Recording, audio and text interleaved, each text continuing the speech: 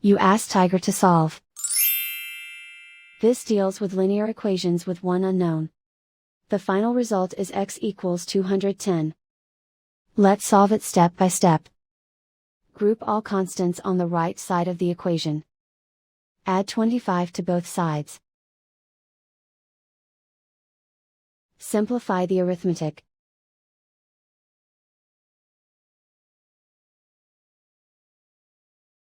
Isolate the x. Multiply both sides by inverse fraction 3/2.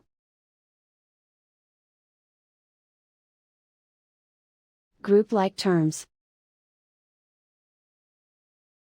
Multiply the coefficients. Simplify the fraction. Multiply the fractions. Simplify the arithmetic.